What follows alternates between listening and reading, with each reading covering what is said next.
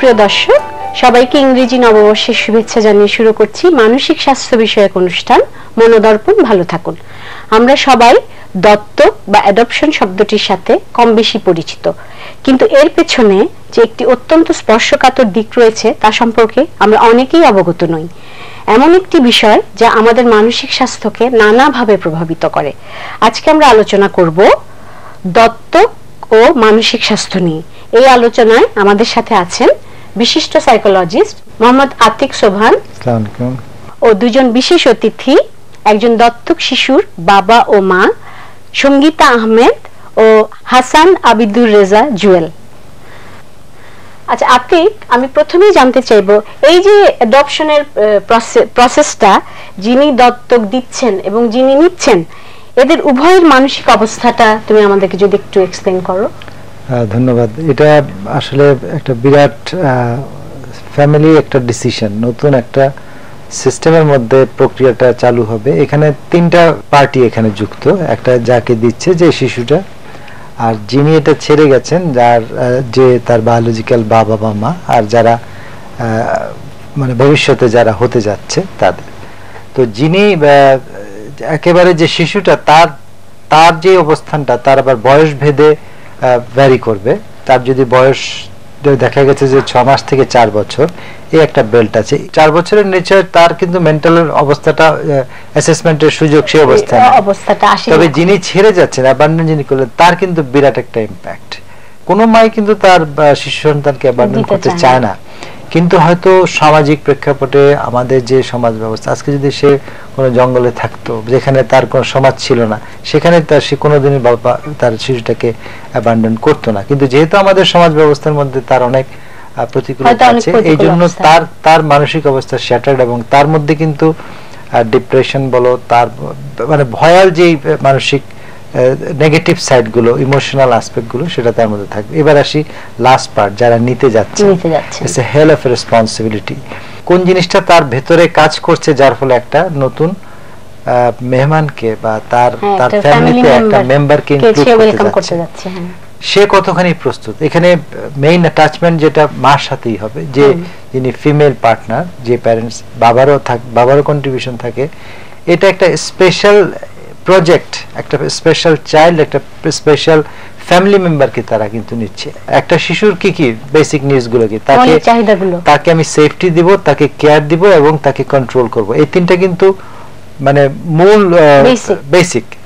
এই তিনটা যদি তুমি ফুলফিল করতে না পারো, তোমার যদি ওই রেসপন্সিবিলিটি বা তোমার ওই ক্যাপাবিলিটি বা তোমার যদি সেই সক্ষমতা না থাকে, আমার মনে হয় একটা শিশুকে এইভাবে নেওয়ার কোনো রাইট নাই, উচিত হবে না। তো এখানে কিন্তু একটা বায়োলজিক্যাল শিশুর লালন পালন আর একটা অ্যাডপ্টেড শিশুর লালন পালনের মধ্যে অনেক তফাৎ। এখানে যে ইমোশনাল যে অ্যাসপেক্টটা, আমাদের কিন্তু এই যে অ্যাপ্রোপ্রিয়েট ইমোশনাল অ্যাটাচমেন্টের ব্যাপার আছে। আমাদের এই বিষয়ে অনেক তত্ত্ব আছে। বলবির একটা অ্যাটাচমেন্ট 80-র দশকে উনি বলেছেন, এই যে মায়ের সাথে যে একটা শিশুর যে বন্ধনটা সৃষ্টি হয়, জন্মের পরে যতক্ষণ তার সাথে টাচে থাকে, এই যে স্কিন টাচে থাকে, ওই গন্ধটা কিন্তু তার মুখস্থ। এবং যখন এটা রিজেকশন হয়, কোনো কারণে যদি সে ছুটে যায়, এই জন্য আমি যে টাইম ব্যারিয়ারটা বললাম, কোন শিশু যদি 6 মাস তুমি যদি দত্তক নাও, তাহলে এই 4 বছরের আগেই নিয়ে নাও। তাহলে তুমি বলতে চাচ্ছ যে ওই টাচটা সে ফিল করে ইউজ হবে যে এটাই আমার মা, এবং সে কন্ডিশন হয়ে যায় যে এটা কিন্তু আমার মার টাচ ছিল। যখনই ডিটাচ করলা, তখন কিন্তু তার মধ্যে ওই একটা সেপারেশন অ্যাংজাইটি সে ভুগতে থাকে, এবং এটা লেটার পার্টে তার কিন্তু সাইকোলজিক্যাল স্কেমাতে ভীষণ ভাবে ইম্প্যাক্ট ফেলে। তারপর যেমন প্রত্যেকটা প্যারেন্টেরই কিন্তু কিছু প্যারেন্টিং স্কিল থাকা দরকার। বিশেষ করে তাকে আমি শুধু সাপোর্টটা দিলাম, খাওয়া পড়ার ব্যবস্থা করে দিলাম, তার যে কেয়ারিং এর কম্পোনেন্টটা, কন্ট্রোলের কম্পোনেন্ট, একটা শাসনের তিনটা ধাপ আছে। তাকে লিমিটটা জানাই দিতে হবে, দিস ইজ দ্য লিমিট, এবং একটা স্ট্রাকচার্ড ওয়েতে তার যে রুলস গুলা, ফ্যামিলি রুলস গুলা, নর্মস গুলা, এগুলো তাকে জানিয়ে রাখতে হবে। এবং পারসিস্টেন্ট, এবং আজকে একরকম শাসন, কালকে আরেকরকম, এটা কিন্তু হবে না। একটা লোককে তুমি কোনোভাবেই কিন্তু অ্যাবান্ডন করতে পারো না, বা তাকে নিলা কিন্তু দায়িত্ব নিতে পারলা না, তার যে রাইট গুলো সেগুলো তুমি ফুলফিল করতে পারলা না, তার যে কেয়ারিং এর যে কম্পোনেন্টটা তার কিন্তু কোনোভাবেই তাকে বঞ্চিত করা যাবে না। এক্স্যাক্টলি, সে তো নিজে নিজে আসেনি, তুমি সেদে তাকে নিয়ে আসছো, এন্ড তাকে কিন্তু সব দিক থেকে স্পেশালি ট্রিট করতে হবে, that is the bottom line. এবং এটা যারা করছে না, আমার মনে হয় তা সেই শিশুদের প্রতি অন্যায় করছে, এবং আমার মনে হয় সেই ক্ষেত্রে তাদেরকে কিন্তু এটা এই ধরনের সিচুয়েশন তাদের যাওয়া উচিত না। ধন্যবাদ আতিক। আচ্ছা সঙ্গীতা, আমরা তো আতিকের কাছ থেকে শুনলাম ও যে সাইকোলজিক্যাল এক্সপ্লেনেশনটা দিল আমাদেরকে, তো তোমার ক্ষেত্রে কি হয়েছিল? আমি তো প্রথমে ইন্ট্রোডাকশনে বলেছি যে একটা অ্যাডপ্টেড চাইল্ড আছে তোমাদের, তোমার কি অন্য কোনো সন্তান আছে? আমার দুটি ছেলে আছে। আচ্ছা ওকে ফাইন, তো তোমার দুটি ছেলে আছে, তো তুমি ডিসিশন নিলে যে তুমি একটা মেয়ে, হ্যাঁ মেয়ে চেতাম, এবং আমরা দুজনেই ঠিক করেছি যে আমরা অ্যাডপশনে যাব। যখন আমরা আমার মেয়েকে দেখলাম তখন সে 1 সপ্তাহ বয়স, তারপর সেই প্রসেস আমরা লিগালে আমরা আইনগতভাবে তাকে অ্যাডপ্ট করেছি, বাংলাদেশে যে আইন সেই আইনগতভাবে সেটা করতে আরো 1 সপ্তাহ কি 10 দিন লাগলো, তারপর আমরা তাকে বাসায় নিয়ে আসলাম। আর কোনো ফর্মালিটিস ছিল?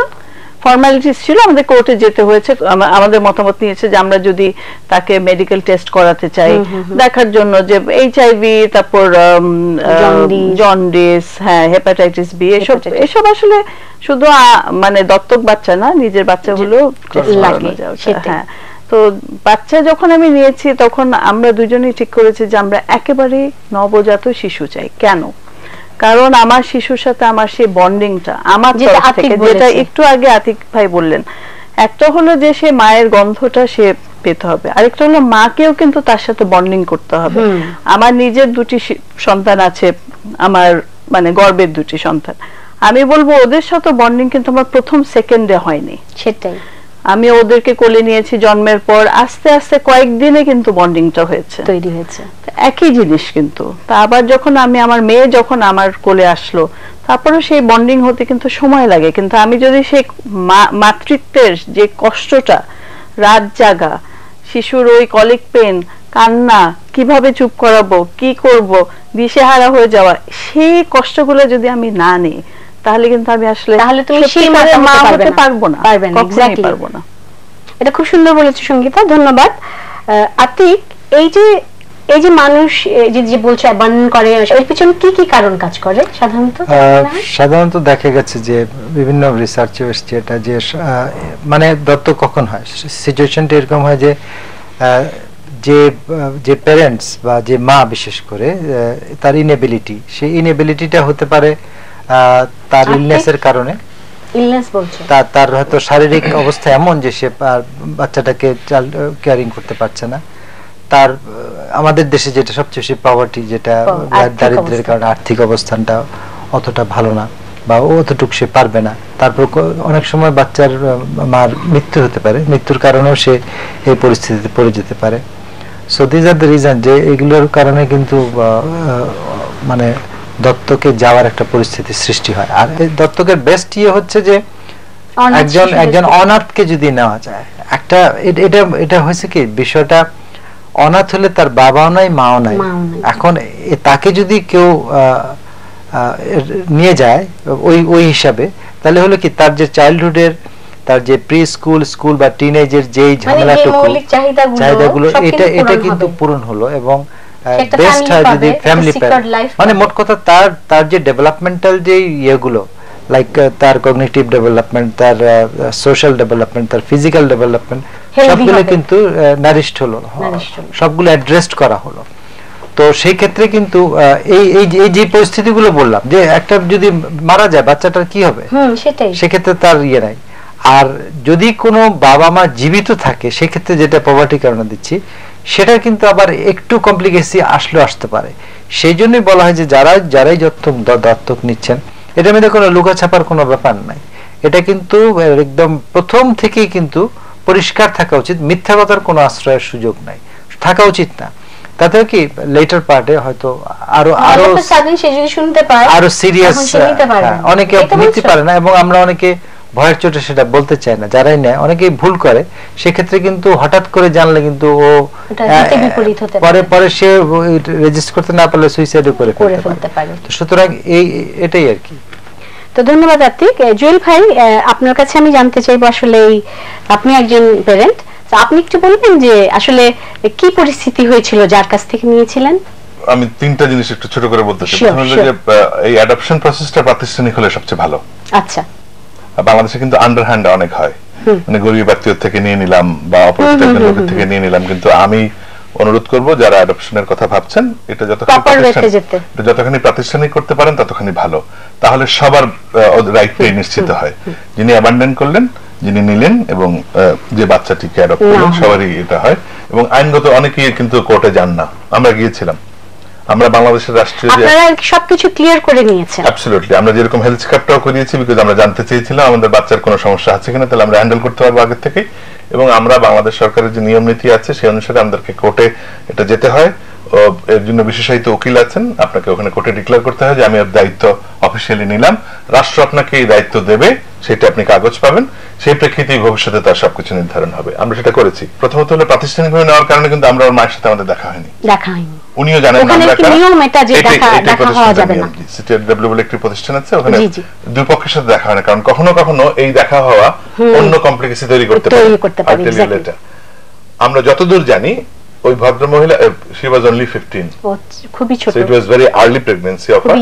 দুই নম্বর হচ্ছে তার পারিবারিক কারণে, তার সৎ মা বা যৌতুকের কারণে she was divorced. আচ্ছা আচ্ছা। না, প্রথমত তাকে এমন একজন লোকের সাথে বিয়ে দেওয়া হয়েছিল যে বিয়েটাই অনেক বয়স্ক এবং অসামঞ্জস্যপূর্ণ বিয়ে ছিল।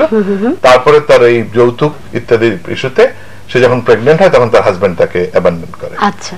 যেহেতু হাজবেন্ড বাড়ি থেকে বের করে দিয়েছিল তখন সে এই আশ্রয় ওদিকে তো আবার বললেন সৎমা, তাহলে তার কোনো রাস্তার খোলা জায়গা ছিল না। প্রতিষ্ঠানের এসে এই প্রতিষ্ঠানের খবর সে জানতে পারে, সে এক জায়গায় এসে চাকরি নিয়েছিল। আচ্ছা আচ্ছা। সেই বাড়ির যিনি মালিক ভদ্র মহিলা, তিনি ওকে বলেছেন তাহলে তুমি এই প্রতিষ্ঠানে যাও। প্রতিষ্ঠানটির নাম সিটিআরডব্লিউ। এই প্রতিষ্ঠান এরকম মাদেরকে সহায়তা করে, ট্রেনিং দেয় এবং এই অ্যাডপশনে হেল্প করে। এটি হলো প্রথম। দ্বিতীয় হলো উনি যে আরেকটি বলছিলেন যে ওই বলা মানুষের সাথে, আপনি এই ট্যাবুটা থেকে এটা তো একটা ট্যাবু, এই বাচ্চাটি পালিত, এই বাচ্চাটি পালিত না, এটা একটা হিউজ ইস্যু। আমি আমার এক্সপেরিয়েন্স থেকে একটি কথা বলতে চাই, যারা এই এখনো বাচ্চাকে লালন পালন করছেন, যারা ভবিষ্যতে করতে চান, তাদেরকে make it very clear from the day one, because আপনি কোনো অন্যায় করেননি। এইটা মানে যদি আপনি এইভাবে দেখতে চান, এটা একটা ভালো কাজগুলোর একটা। দুই নম্বর, আপনি একটা নিষ্পাপ শিশুকে, একটা মানুষকে, আমরা তো আমাদের ধর্মের কথা যদি বলেন, শ্রেষ্ঠ সৃষ্টিকে, স্রষ্টার সবচেয়ে সৃষ্টিকে আপনি আপন করে নিয়েছেন। এইখানে কিন্তু একটা ব্যাপার, I might sound little rude, কিন্তু আমি কথাটা এইভাবেই বলতে চাই। খুব বেসিক দুইটা নিড আছে। ওই বাচ্চাটার একটা বাবা মা দরকার, আর এই বাবা মার একটা বাচ্চা দরকার। So it's absolutely give and take business. এটা হলো এক নাম্বার। আপনি এইটুকুতেই খুশি থাকেন না কেন, যে আপনার দরকার ছিল একটি মেয়ে বা একটা ছেলে আপনাকে জড়িয়ে ধরে বাবা বা মা বলবে, ইউ গট ইট। আর ওই মেয়েটার দরকার ছিল তাকে কেউ জড়িয়ে ধরে বলবে, মা আয় কোলে আয়, বাবা তুই কোলে আয়, চল আমাকে কান্দে করে নিয়ে থেকে ঘুরে নিয়ে আসি। শি অলসো গট ইট, আর হি অলসো গট ইট। এই বেড়ে না, এটাকে খুব বেশি মহন করবার দরকার নাই। সেটাই এক নম্বর। আমাদের নিজেদের আপন শিশুরাই কিন্তু 20-25 বছরের পর আমাদের সাথে থাকবে না, ও পড়তে চলে যাবে, তারপর বিয়ে করবে, তারপর আলাদা সংসার করবে, ওর লাইফেও চলে যাবে। সো অত না, জিনিসটাকে অতখানি গ্লোরিফাই করার দরকার নেই। It's basic. আমার আই নিড এ চাইল্ড, মানে আপনি যেটা বলতে চাচ্ছেন যে বোথ পার্টি, দুই পক্ষই কিন্তু আসলে এখানে বেনিফিটেড হচ্ছে। এইটা এরকম একটা ভালো কাজকে, স্বাভাবিক কাজকে, এটা তো স্বাভাবিক, ভাত খাওয়ার মতো একটা স্বাভাবিক ব্যাপার। ইউ আর হিউম্যান বিং, আরেকজন হিউম্যান বিং এর সাথে আপনার একটা কানেক্টিভিটি তৈরি হচ্ছে। এটা নিয়ে তো লুকাছাপার দরকার কি? বরঞ্চ আমি অনুরোধ করবো আপনাদেরকে, আপনার পরামর্শ দেবো, লুকাছাপা যত করবেন না, তাহলে এই জিনিসটি ভালো হবে। আপনি প্রথম দিন যেদিনই বাচ্চাকে ঘরে নিয়ে আসবেন, তার আগের দিন আপনি আপনার সব আত্মীয় স্বজনকে ঢোল দিয়ে বলে দেন যে কালকে সকালে আমার বাসায় একটা নতুন মেহমান আসবে, দুপুরবেলা এসে মিষ্টি খেয়ে যাও। পাশের বাসায় যেই ভাবি সবচেয়ে কুটনামি করে, ওকে প্রথমে ডেকে মিষ্টি খাওয়াবেন, যে আসেন এই দেখেন আমি ওকে নিয়ে আসি। জুয়েল ভাই, খুবই আপনার কথা শুনে খুবই আমরা মানে মজা পাচ্ছি। যাই হোক, এনিওয়েজ আমরা একটু বিরতিতে যাব, ফিরে আসছি আবার আপনাদের কাছে। তো দর্শক, এখন বিরতিতে যাব, কোথাও যাবেন না, আমরা আবার অনেক জানা অজানা কথা নিয়ে আসছি আপনাদের সামনে, আমাদের সাথেই থাকুন।